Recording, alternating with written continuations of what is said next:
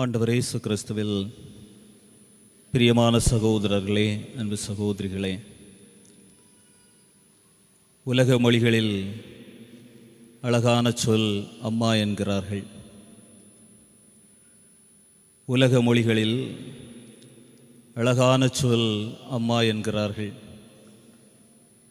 இந்த அம்மா என்ற வார்த்தைக்கு பின் தான் தியாகம் மறைந்திருக்கிறது. அம்மா என்ற வார்த்தைக்கு பின் தான் அன்பு புதைந்திருக்கிறது. அம்மா என்ற வார்த்தைக்கு பின் தான் பாசம் ஒளிர்ந்திருக்கிறது.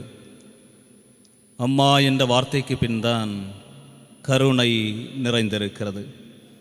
எனவே தான் சொன்னேன், உலக மொழிகளில் அழகான சொல் அம்மா என்று. அம்மாவை ஒரு நிமிடம் நினைத்து பார்க்கிற பொழுது கண்ணீர் வடிக்காத கண்கள் இருப்பதற்கு வாய்ப்பில்லை. அம்மாவை ஒரு நிமிடம் சிந்தித்து பார்க்கிற பொழுது வலிக்காத இதயம் இருக்க வாய்ப்பில்லை. அம்மாவை ஒரு கணம் எப்படிப்பட்டவர் என்று நினைத்து பார்க்கிற பொழுது அறியாமலே சிரிப்பும் புரியாமலே வார்த்தைகளும் இருப்பதை உணர முடியும். நான் என்னுடைய அம்மாவை நினைத்து பார்க்கிற பொழுது இரண்டு காரியங்கள் என்னுடைய நினைவுக்கு எப்பொழுதும் வந்து செல்வதுண்டு. அம்மா அதிகமாக புதிய ஆடை அணிந்து நான் பார்த்ததே இல்லை. திருவிழா வருகிற பொழுது, குடும்பத்தில் விசேஷ நிகழ்வுகள் வருகிற பொழுது, பல்வேறு சந்தர்ப்பங்கள் சூழல்கள் வருகிற பொழுது எங்களுக்கெல்லாம் புதிய ஆடை எடுத்து கொடுத்து புதிய ஆடை தந்து அம்மா மட்டும் பழைய ஆடை கந்த ஆடை அணிந்து நாங்கள் முன்னே செல்ல பழைய ஆடை கந்த ஆடையை அணிந்து எங்களை பார்த்து சிரித்து கொண்டே வருவாள். எனவே அம்மா எப்பொழுதும் புதிய ஆடை அணிந்து நான் பார்த்ததே இல்லை. அம்மாவுக்கென 5-6 சேலைகள் உண்டு. அம்மாவுக்கென சில காரியங்கள் உண்டு. அம்மா புதிய ஆடை அணிந்து அதிகமாக நான் பார்த்ததே இல்லை. இரண்டாவதாக, அன்புமிக்கவர்களே, அம்மா அதிகமாக ஓய்வெடுத்ததை, உறங்கியதை நான் பார்த்ததே இல்லை. எப்பொழுதும் ஏதாவது செய்து கொண்டிருப்பாள். எப்பொழுதும் குடும்பத்தை நினைத்து ஏதாவது சிந்தித்து கொண்டே இருப்பாள்.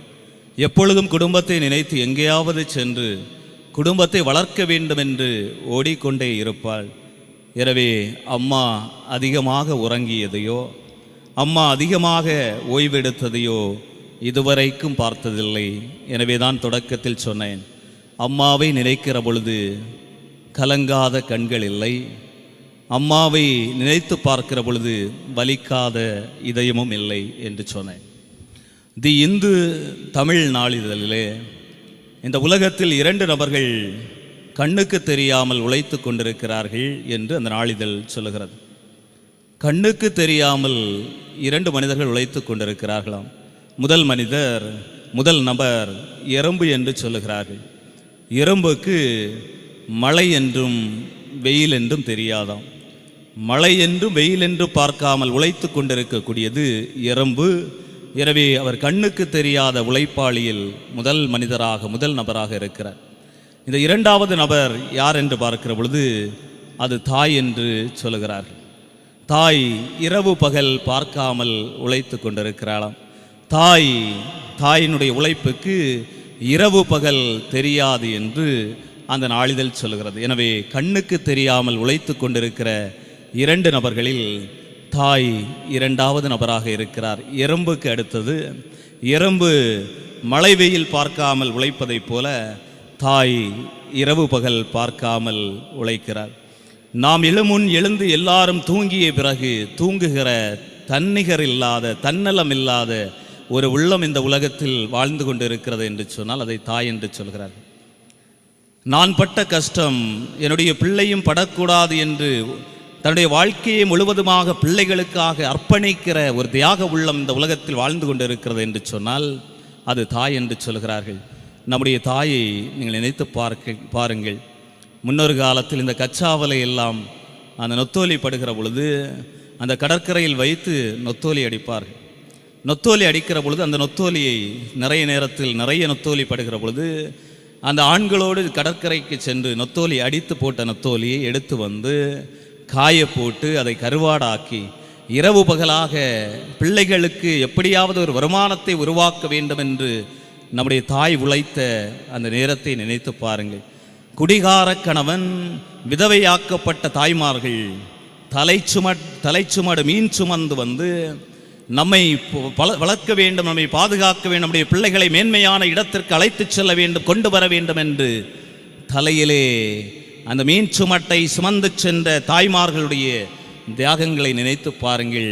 நம்மை அறியாமலே ஒருவேளை நம்முடைய தாய் மீன் சுமந்த தாயாக இருந்தால் என்று சொன்னால், அல்லது மட்டு அந்த இறை கொருத்துகின்ற தாயாக இருந்தாய் என்று சொன்னால், அல்லது ஒரு கடையை நடத்தி பிள்ளையை வளர்த்தெடுத்த தாயாக இருந்தாய் என்று சொன்னால், நம்முடைய பிள்ளை கணவன்மார்களை இழந்து கஷ்டத்திலே வேதனையிலே அந்த குழந்தையை வளர்த்தெடுப்பதற்கு பல்வேறு நிலைகளிலே உதவி செய்த முன்னேற்றம் கண்ட தாயாக இருந்தாள் என்று சொன்னால், நம்மை அறியாமலே அன்புமிக்கவர்களை நான் சொன்னேனே, நான் பட்ட கஷ்டம் என்னுடைய பிள்ளை படக்கூடாது என்பதற்காக தன்னிகரம் இல்லாமல் நேரம் காலம் பார்க்காமல் உழைக்கின்ற அந்த தாய்மார்களுடைய தியாகங்களை சிந்திப்பதற்குத்தான் அன்புமிக்கவர்களே இன்றைய நாள் மைய சிந்தனையும் வாசகங்களும் நம்மை அழைக்கிறது. விவிலியத்தின் பக்கங்களை நீங்கள் புரட்டி பார்க்கிற பொழுது பல நல்ல தாய்மார்களும் இருந்திருக்கிறார்கள். அதே நேரத்தில் பல கெட்ட தாய்மார்களும் மோசமான தாய்மார்களும் விவிலிய பக்கங்கள் நமக்கு சுட்டி காட்டக்கூடிய தாய்மார்களாக இருக்கிறார்கள். நல்ல தாய் எதை வைத்து நல்ல தாய் என்று சொல்வது, எதை வைத்து நல்ல அம்மா என்று சொல்வது, என்ன பண்பு நலன்கள் என்ன குணநலன்கள் நல்ல தாய்க்கு இருக்க வேண்டும், எதை வைத்து நாம் கெட்ட தாய் என்று சொல்கிறோம், மோசமான தாய் என்று சொல்கிறோம் என்பதை பார்க்கிற பொழுது அன்புமிக்கவர்களே, விவிலியத்திலே 2 தாய்மார்களை உங்களுக்கு நான் எடுத்துக்காட்டாக சொல்ல முடியும். சாமுவேல் முதல் நூலிலே முதல் அதிகாரத்தில் அன்னா என்று சொல்லக்கூடிய ஒரு தாயை பற்றி சொல்லப்பட்டிருக்கிறது. இந்த அன்னா என்று சொல்லக்கூடிய தாய்க்கு தொடக்கத்திலே குழந்தை இல்லை. ஆலயத்திற்கு செல்கிறாள்.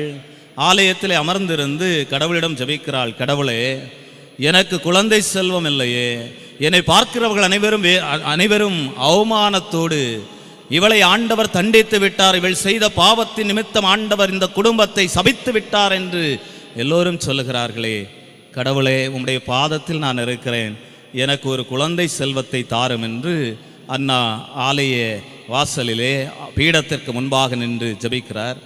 ஆண்டவர் சாமுவேல் என்று சொல்லக்கூடிய ஒரு அழகான குழந்தையை அண்ணா என்று சொல்லக்கூடிய தாய்க்கு கொடுக்கிறார்.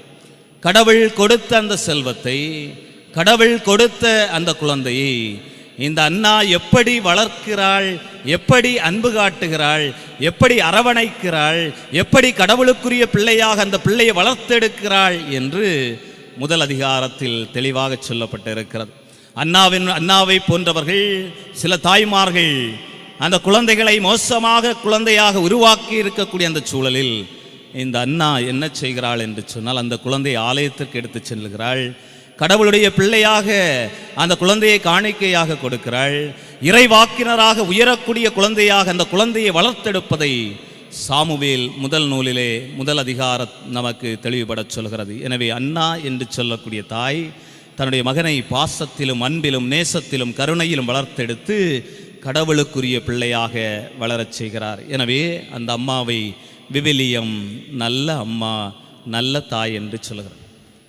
ஆனால் நீங்கள் புதிய ஏற்பாட்டிற்கு வருகிற பொழுது மார்க்கு நற்செய்தி 6வது அதிகாரத்தில் ஒரு அம்மாவை பற்றி சொல்லப்பட்டிருக்கிறது. ஏரோதியா என்று சொல்லக்கூடிய அம்மா. இந்த ஏரோதியாவை பற்றி நீங்கள் கேள்விப்பட்டிருப்பீர்கள். ஏற்கனவே ஏரோது என்று சொல்லக்கூடிய அரசனோடு முறையற்ற முறையில் உறவை வைத்து கொண்டு வாழ்ந்து வந்தவள். எனவே உடலுக்கு ஆசைப்பட்டு ஒரு அரசனோடு தன்னுடைய கணவனுக்கு தெரியாமல் ஒரு அரசனோடு வாழ்ந்து கொண்டிருக்கிறார். அதை தட்டி கேட்பதற்காக திருமுழுக்கு யோவான் சொல்லுகிறார், நீர் வாழ்வது ஏரோதியா, நீ வாழ்ந்து கொண்டிருக்கிறாயே, ஏரோது அரசன் என்று சொல்லக்கூடிய ஒரு அரசனோடு வாழ்ந்து கொண்டிருக்கிறாயே, இது முறையற்ற செயல், நீ கடவுளுக்கும் உன்னுடைய கணவருக்கும் எதிராக துரோகம் செய்து கொண்டிருக்கிறாய் என்று சொன்ன பொழுது இந்த ஏரோதியாவுக்கு ஒரு கௌரவம் வருகிறது, ஒரு பழிவாங்கக்கூடிய எண்ணம் வருகிறது. ஒரு முறையற்ற செயலை, ஒரு கஷ்டத்தை, ஒரு மோசமான செயலை தட்டி கேட்கிற பொழுது சிலர் பழிவாங்க நினைப்பதைப் போல ஏரோதியா ஒரு வாய்ப்புக்காக தேடிக்கொண்டிருக்கிறாள். எப்பொழுது ஒரு வாய்ப்பு வரும் என்று. எப்பொழுது ஒரு சூழல் வரும் என்று. அப்பொழுது அரண்மனையிலே ஒரு விழா வருகிறது. அப்பொழுது ஏரோதியா தன்னுடைய மகளை சலோமியை அழைக்கிறார். சலோமிக்கு நல்லது கெட்டது தெரியாது, சின்ன பிள்ளை, பாசமான பிள்ளை, சூழ்ச்சி என்னவென்றே தெரியாத ஒரு பிள்ளை, இதுவரைக்கும் வாழ்க்கையிலே பொய் சொல்லாத பிள்ளை, இதுவரைக்கும் வாழ்க்கையிலே யாருக்கும் எந்த தீங்கும் செய்யாத பிள்ளை, கடவுளே எல்லாம் என வாழ்ந்து வந்த அந்த பிள்ளையை ஏரோதியா பக்கத்தில் அழைத்து காதில் ஊதுகிறாள்.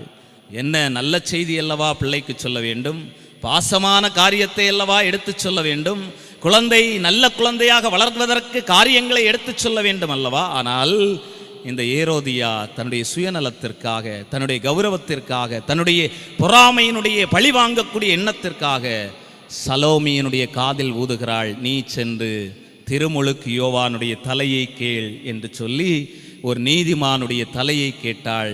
அந்த குழந்தைக்கு வஞ்சகத்தை, அந்த குழந்தைக்கு கௌரவத்தை, அந்த குழந்தைக்கு பழி வாங்கக்கூடிய தன்மையை, அந்த குழந்தைக்கு பொறாமையை, அந்த குழந்தைக்கு போட்டி மனப்பான்மையை ஊட்டி வளர்த்தவள் இந்த ஏரோதியா. எனவே தான் சொன்னேன், அவள் கெட்ட அம்மாவாக மாறிப்போனாள். விவிலியம் நல்ல அம்மாக்களை நிறைய பேரை சொல்கிறது, கெட்ட அம்மாக்களையும் நிறைய பேரை சொல்கிறது. இந்த கெட்ட அம்மாக்கள் இன்று நாம் வாழ்ந்து கொண்டிருக்கக்கூடிய இந்த நவீன உலகத்தில் மோசமான தாய்மார்கள் இன்று அதிகரித்து விட்டார்கள் என்பது நாம் நடைமுறையில் பார்க்கக்கூடிய உண்மையாக இருக்கிறது.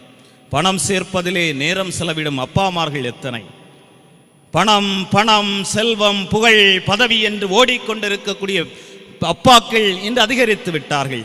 மெகா சீரியல் பார்ப்பதிலே தங்களுடைய நேரத்தை செலவிடக்கூடிய தாய்மார்கள் இன்று அதிகரித்து விட்டார்கள். காலையில் எழுவதிலிருந்து இரவு உறங்கச் செல்கிற வரைக்கும் 11-12 மணி வரைக்கும் கல்யாண கனவு, சித்தி போன்ற சீரியல்களை பார்த்து கொண்டு கண்ணை விரித்து கொண்டு இதுவரைக்கும் கணவருக்காக அழுததில்லை, இதுவரைக்கும் குடும்பத்திற்காக அழுததில்லை, இதுவரைக்கும் பிள்ளையை நினைத்து அழுததில்லை, இதுவரைக்கும் தனக்கு இந்த சூழல் கடன் பிரச்சனை ஏற்பட்டிருக்கிறதே என்று சிந்தித்ததும் இல்லை.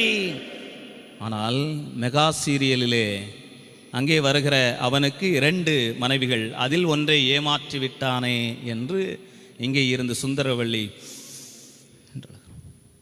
என்றாள். கணவர் வந்து என்னம்மாயா அழுதுட்டு இருக்கு, சம்பவம் தெரியுமா, ஒருத்தனை 2 பேரை கணவன் காதலிச்சிட்டு இருந்தான், ஒருத்தியை ஏமாத்துறாரு, ஏமாத்துறது அவ்வளவுதானே, உனக்கு என்ன கண்ணீர்.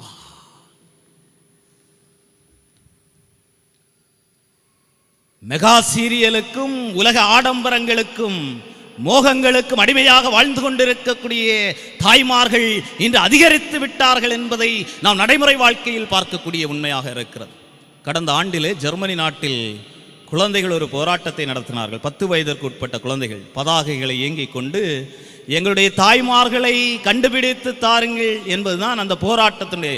அந்த காவல்துறை சென்று அந்த பிள்ளைகளை சந்தித்து கேட்ட பொழுது அந்த குழந்தைகள் சொன்னார்கள், எங்க அம்மா எங்களோடு 1 மணி நேரம் ஒரு நாளைக்கு செலவிட முடியாமல், எங்க அம்மா அவளுடைய அந்த தாய்மார்களுடைய காரியத்தை, உலக காரியங்களையே, மொபைலையே, டிவியையே பார்த்து கொண்டிருக்கிறார்கள், எங்களை எங்க அம்மா தொட்டு தூக்கியதே கிடையாது என்று சொல்லி ஜெர்மனி நாட்டிலே 10 வயதிற்கு உட்பட்ட குழந்தைகள் ஒரு போராட்டத்தை நடத்தினார்கள். எங்க அம்மா என்கிட்டையே வந்ததில்லை, எங்கள் அம்மா என்னை தொட்டு தூக்கியதே இல்லை. முதல்ல நினச்சி பாருங்கள், நம்முடைய பெற்றோர்கள், நம்முடைய தாய்மார்கள் மார்பிலே சுமந்து நம்மை கடைக்கு போகிற பொழுது அழைத்து செல்வார்கள். இன்று ஒரு வண்டியை போல ஒன்று வைத்திருக்கார்கள், அதில் அந்த குழந்தையை தூக்கு போடுறாங்க, அப்படி ஒரு கயிறு போட்டு ஒரு இழு, ஒரு சின்ன வண்டி இருக்குல்லம்மா, அது அந்த குழந்தை அழுதான்னு சொன்னான்னா இது போல ஒரு வாயை சொருவக்கூடிய, என்னம்மா அது என்ன பேர், சுருளியா, பெப்பர், ஏதோ ஒன்று.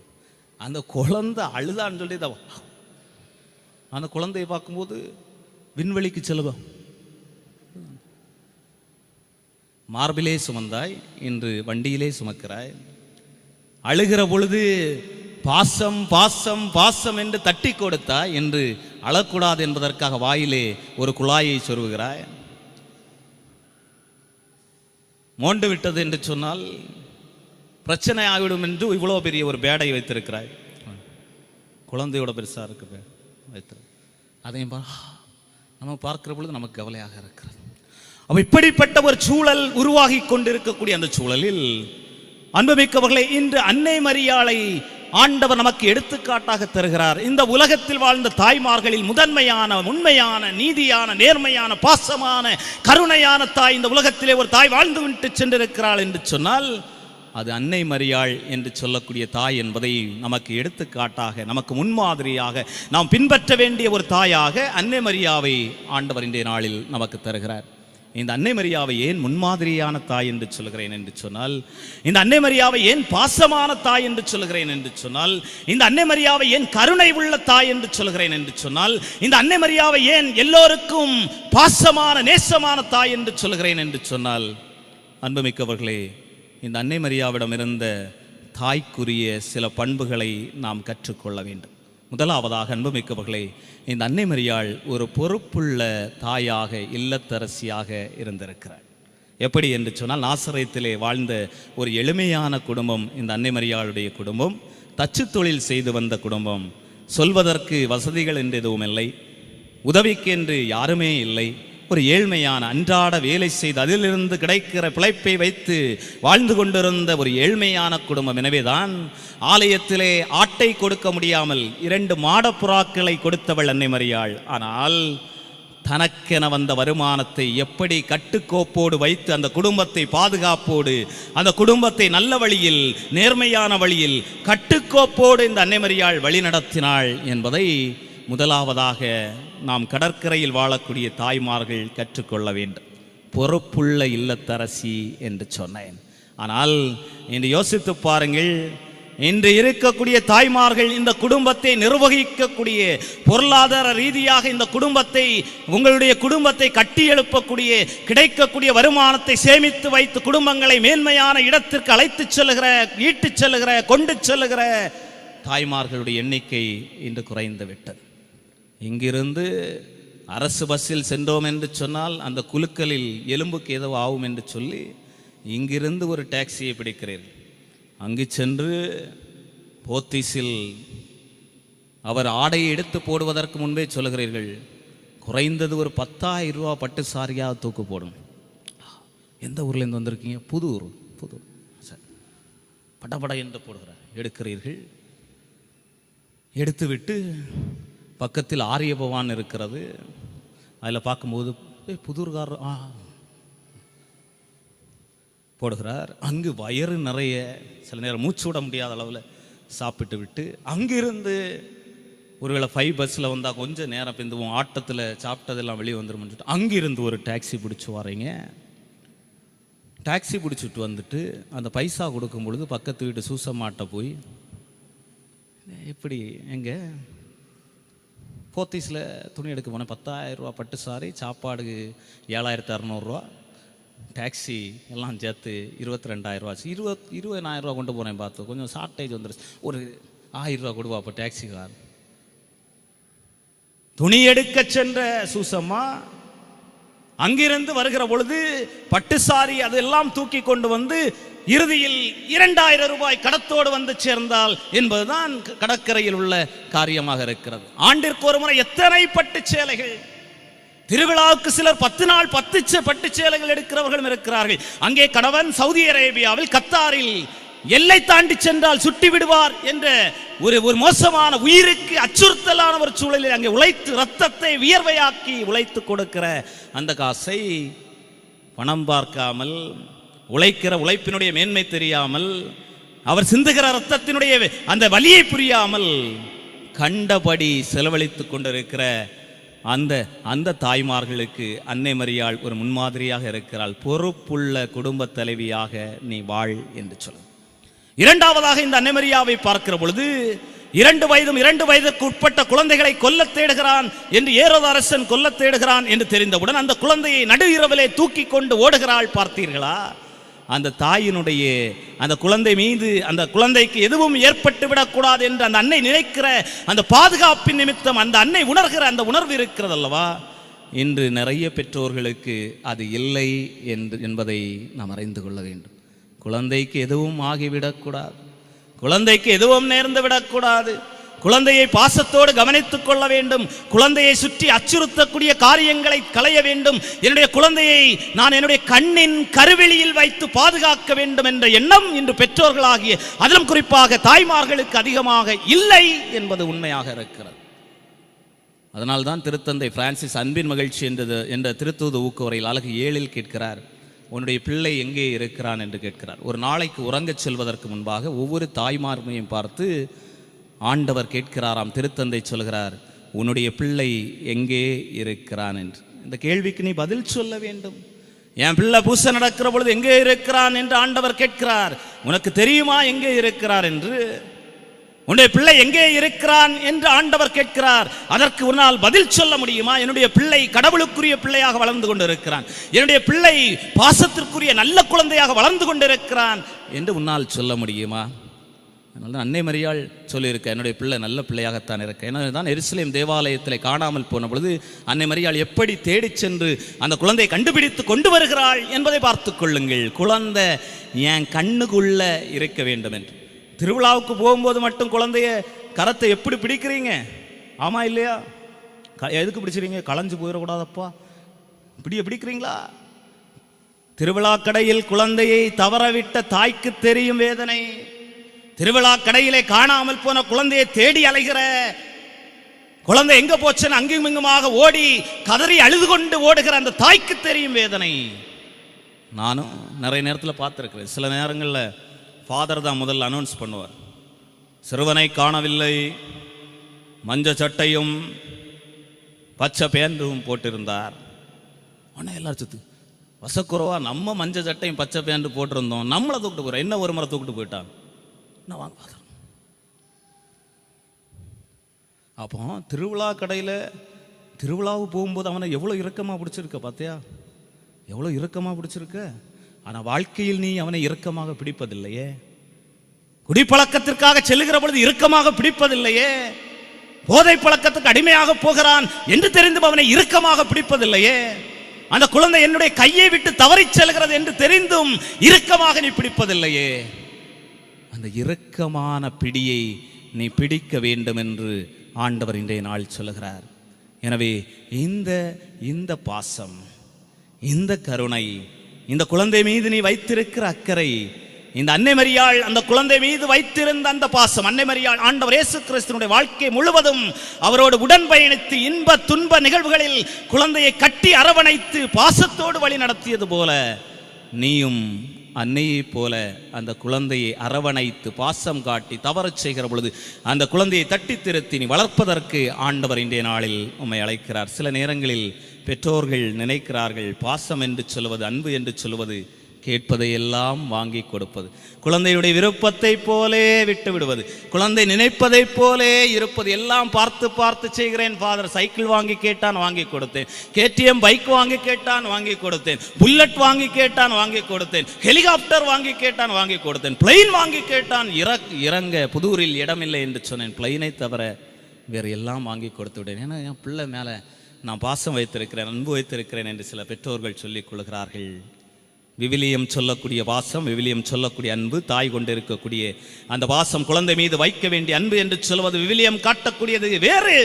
நீ நினைப்பதை போல குழந்தைக்கு நல்ல ஆடை உடுத்தி, நல்ல உணவு கொடுத்து, boost, Complan, Horlicks, noodles, fried rice போன்ற உணவுப் பொருட்களை வாங்கி கொடுத்து, அல்லது இந்த உலகத்திலே நீங்க இந்த பகுதியில் காணக்கூடிய உயர்ந்த பள்ளிகளில் கொண்டு சேர்த்து அந்த குழந்தையை விஞ்ஞானியாக்குவது அந்த குழந்தை மீது கொண்டிருக்கக்கூடிய பாசம் அல்ல, அன்பு இல்லை. மாறாக விவிலியம் சொல்கிறது, ஒரு தாய் தன் மகன் மீது மகள் மீது அன்பு கொண்டு வைத்திருக்கிறான் என்று சொன்னால் இந்த 3 காரியங்களையும் செய்வாள் என்று விவிலியம் தெளிவுபட சொல்கிறது.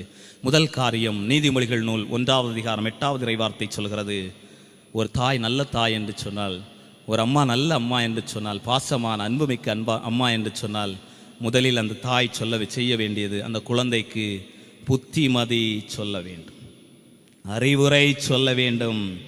நல்லது எது கெட்டது என்று எடுத்து சொல்ல வேண்டும், தீமை எது நன்மை எது என்று எடுத்து சொல்ல வேண்டும். அந்த குழந்தையை எது எப்படி வளர்க்க வேண்டும், அவன் எப்படி வர வேண்டும் என்று ஒவ்வொரு நாளும் சொல்லி சொல்லி வளர்க்க வேண்டும் என்று நீதிமொழிகள் நூல் 1ஆம் அதிகாரம் 8வது இறைவார்த்தை சொல்கிறது. எந்த தாய் புத்திமதி சொல்ல தவறுகிறாளோ அந்த தாய் பாசமான தாய் இல்லை, அந்த தாய் அன்பு கொண்ட தாய் இல்லை என்று நீதிமொழிகள் நூல் தெளிவாக சொல்கிறது. இரண்டாவது காரியமாக நீதிமொழிகள் நூல் சொல்லுவது 13வது அதிகாரம் 24வது இறைவார்த்தையில் சொல்லப்பட்டிருக்கு. பிரம்பை கையாளாதவர் மகனை நேசிக்காதவர், மகனை நேசிப்பவரோ அவனை தண்டிக்க தயங்கக்கூடாது என்று நீதிமொழிகள் நூல் சொல்கிறது. அப்படின்னு சொன்னா குழந்தை தவறு செய்கிற பொழுது அடிக்கணும், தண்டிக்கணும், அந்த குழந்தைக்கு தப்பு என்று சொல்லணும், 4 கடினமான வார்த்தையை பயன்படுத்த வேண்டும், அந்த குழந்தையை திருத்துவதற்கு நீ பிரம்பை எடுக்க வேண்டும் என்று நீதிமொழிகள் நூல் சொல்கிறது. எனக்கு நல்லா ஞாபகம் இருக்குது. நான் சின்ன பிள்ளையாக இருக்கும்போது எங்கள் அம்மா சொல்லுவாங்க, நீ தப்பு செஞ்சான்னு சொன்னா, அல்லது நீ ஸ்கூலுக்கு போகாமல் ஒழிச்சு கிடந்தேன்னு சொன்னானா, அல்லது எப்பொழுது கெட்ட வார்த்தை பேசினேன்னு சொன்னானா, பெரிய ஆட்கள் மதிப்பு கொடுக்காமல் இருந்தான்னு சொன்னானா, எங்கள் வீட்டுக்கு வாசலில் மிக்கேல் அது உண்டு, அந்த ஈட்டி வச்சுருப்பார் பார்த்தீங்களா, கீழே ஒரு பாம்பு கிடக்கும், இவர் நீ வீட்டு உள்ளே வரும்போது இந்த மிக்கேல் அதுதர் அந்த ஈட்டியை வச்சு ஒன்று குத்துவார் என்று சொன்னோம். இப்போ நமக்கு ஏதோ பூசை போகாமல் ஒழிச்சு கிடந்துட்டு கோயிலில் போகும்போது இருக்குல்ல, இந்த வீட்டுக்கு போகும்போது இருக்குல்ல, கைங்காலெலாம் கொஞ்சம் ஆட்டமாக இருக்கும். இல்லை இப்படி சொல்கிற சின்ன பையன்லாம் நமக்கு தெரியும், குத்துவாரா குத்த மாட்டாரான்னு நமக்கு எங்கே தெரியும், அந்த சின்ன பையனாக இருக்கும். அப்போ அங்கே இருந்து வீட்டு வாசலில் தான் இவர் இருப்பார், மிக்கேல் அதுதர் வீட்டை வச்சு. நான் என்ன செய்வேன்னு சொன்னால், அந்த வாசலில் யாருன்னு இப்படி பார்ப்பேன், பார்த்துட்டு ஒரு ஓட்டம் ஓடுவேன் பார்த்தீங்களா, அந்த வாசல் இவரை பார்த்தா நான் ஈட்டியால் குத்துருவான்னு சொல்லிட்டு அங்கிருந்து ஓடக்கூடிய ஓட்டம், கிச்சனில் எப்படியாவது உயிரை கொண்டு பிழைச்சிடணுப்பா, தப்பு ஓடுறேன்னு சொல்லிட்டு ஒரே ஓட்டம். விழுந்தான்னு சொன்னா மண்டை ஓடலாம் செதறோட அப்படி ஒரு ஓடம். அம்மா சொன்னாங்க குத்துவார்னு சொன்னாங்க, எனக்கு அந்த பயத்திலே வளர்ந்தேன்.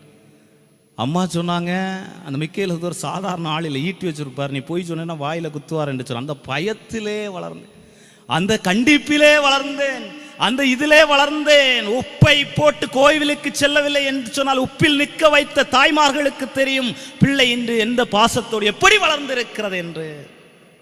தவறு செய்கிற பொழுது ஓட ஓட விரட்டி அடித்த தாய்மாருக்கு தெரியும் இன்று அந்த மகன் எந்த அளவிற்கு ஒழுக்கமுள்ள பிள்ளையாக வளர்ந்திருக்கிறான் என்று சொன்னேன். எனவே தான் சொன்னேன், பிரம்பை எடுக்காத தாய் குழந்தையை நல்ல குழந்தையாக, அன்புள்ள பாசமுள்ள குழந்தையாக வளர்ப்பதற்கு வாய்ப்பில்லை என்று நீதிமொழிகள் நூல் சொல்கிறது. இறுதியாக அன்புமிக்கவர்களே, அதே நீதிமொழிகள் நூல் 31வது அதிகாரம் 28வது இறைவார்த்தை சொல்கிறது, நீ பாசமுள்ள தாயா, அன்புள்ள தாயா, ஒன்றே ஒன்று நீ செய்ய வேண்டும், உன்னுடைய சோம்பேறித்தனத்தையும் உன்னுடைய சுயநலத்தையும் அலைபேசியில் 28 மணி நேரம் 24 மணி நேரத்தில் 20 மணி நேரம் சோப்புடப்பாவை போல போட்டு தள்ளி கொண்டிருக்கிறாய், 12 மணி நேரம் கண்ணை விரித்து வைத்துவிட்டு சீரியல் பார்க்கிறாய், 7 மணி நேரம் அந்த தெருவில் உள்ளவங்களெல்லாம் கூட்டு வச்சு வந்த கதை, இந்த கதை, ஆனக்கதை, பூனைக்கதை, சாமியார் கதை, சிஸ்டர் கதை, அதையும் தாண்டி நொத்தொலிப்பட்ட கதை, இதெல்லாம் பேசிக்கொண்டு அங்குமிங்குமாக அலைந்து கொண்டிருக்கிறாய். போயிரு, வீட்டில் இரு, அந்த அந்த பகுதி சொல், வீட்டில் இரு, பிள்ளையை பார், கொஞ்ச நேரம் கூட இரு, என்ன மோனன்னு கேளு, எப்படி சாப்பிட்டியா, ஸ்கூலில் என்ன நடந்ததுன்னு கேளு.